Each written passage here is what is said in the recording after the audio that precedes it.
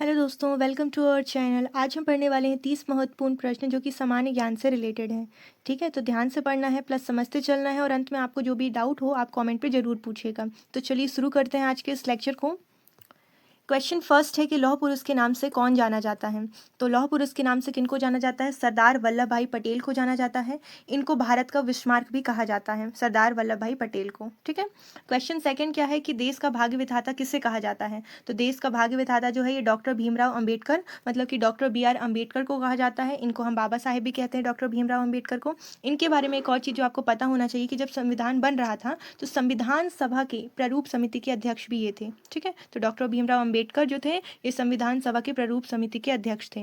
तो ये important question है इनके बारे में।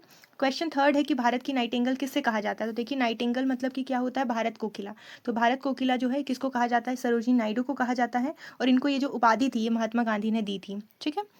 क्वेश्चन फोर्थ है गुरुदेव किससे कहा जाता है। तो गुरुदेव जो है इस रविन्द्रनाथ टैगोर को कहा जाता है। तो इनको हम गुरुदेव भी कहते हैं, साथ ही साथ इनको विश्व कवि भी कहा जाता है। तो गुरुदेव और विश्व कवि दोनों ही याद रखना है, किसको? रविन्द्रनाथ टैगोर को कहा जाता है। क्वेश्चन फिफ्थ है नवजागरण के अग्रदूत कौन थे। तो वो थे राजा राम मोहन राय। इन्होंने 1828 में ब्रह्मा समाज की स्थापना की थी। ठीक है, 1828 में। नाउ क्वेश्चन सिक्स है पानीपत का पहला युद्ध कब हुआ था। बहुत ही फेमस क्वेश्चन और इंपॉर्टेंट क्वेश्चन है कि पानीपत का जो पहला युद्ध था ये 1526 ईस्वी में हुआ था। प्लस किसके किसके बीच लड़ा गया था। सातवां क्वेश्चन देखिए, तो ये बाबर और इब्राहिम लोदी के बीच में लड़ा गया था। ठीक है, और इसमें क्या था, इसमें बाबर जो थे ये जीत गए थे। फिर क्वेश्चन 8 है कि दिल्ली सल्तनत की स्थापना कब हुई। तो ये 1206 ईस्वी में हुई। ठीक है, कब हुई? 1206 ईस्वी में हुई। क्वेश्चन 9 है दिल्ली सल्तनत के पहले शासक कौन थे। तो वो थे कुतुबुद्दीन ऐबक। कुतुबुद्दीन ऐबक जो थे ये दिल्ली सल्तनत के पहले शासक थे। कुतुबुद्दीन ऐबक ने ही कुतुब मीनार का निर्माण शुरू कराया था, ये याद रखना है। और उसको कंप्लीट किसने किया था? इल्तुतमिश ने किया था। तो कुतुबुद्दीन ऐबक से याद रखना है कुतुब मीनार। ठीक है ना। क्वेश्चन 10 क्या है कि अकबर का दरबारी इतिहासकार कौन था। तो वो था अबुल फजल। अबुल फजल जो थे, बेसिकली अकबर के दरबार में 9 रत्न थे, तो उनमें से एक है अबुल फजल। ठीक है, अबुल फजल की जो प्रमुख रचनाएं हैं वो है आईने अकबरी, अकबरनामा, ये इनकी कुछ प्रमुख रचनाएं हैं। और ये जो थे ये दरबारी इतिहासकार थे। ठीक है, तो दोनों चीज़ें याद रखना है अबुल फजल के बारे में। क्वेश्चन 11 है कि नानक देव ने किस वंश की स्थापना देखा। तो यहाँ पर आपको थोड़ा ध्यान देना है कि नानक देव ने किस धर्म की स्थापना की। तो यहाँ पर धर्म है, तो इसका जो करेक्ट आंसर हो जाएगा वो है सिख धर्म की। ठीक है, इसका सिख धर्म है ना। तो जो गुरु नानक देव जी थे इन्होंने सिख धर्म की स्थापना की थी। क्वेश्चन 12 है कि बाबा ने किस वंश की स्थापना की। तो वो मुगल वंश की स्थापना की। ठीक है, इंपॉर्टेंट क्वेश्चन है ये भी ना। अखंड भारत का सपना किसने देखा था। अखंड भारत का जो सपना था ये विनायक दामोदर सावरकर ने देखा था। किसने?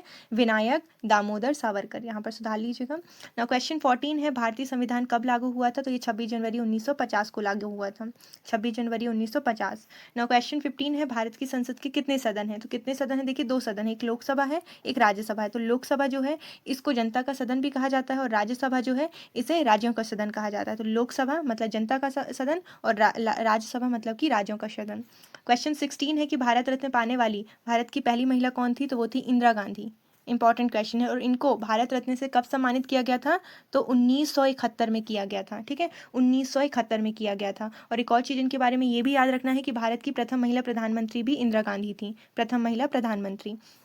क्वेश्चन 17 है नमक सत्याग्रह की शुरुआत कब हुई थी। तो ये 1930 में हुई थी। ठीक है, क्वेश्चन 18 है चंद्रयान 3 ने चांद पर कब लैंड किया था। तो ये 23 अगस्त 2023 को। कब? 23 अगस्त 2023 को। आगे बढ़े। क्वेश्चन 9 है कि मन की बात कार्यक्रम किसने शुरू किया। तो ये नरेंद्र मोदी ने शुरू किया। इंपॉर्टेंट क्वेश्चन है।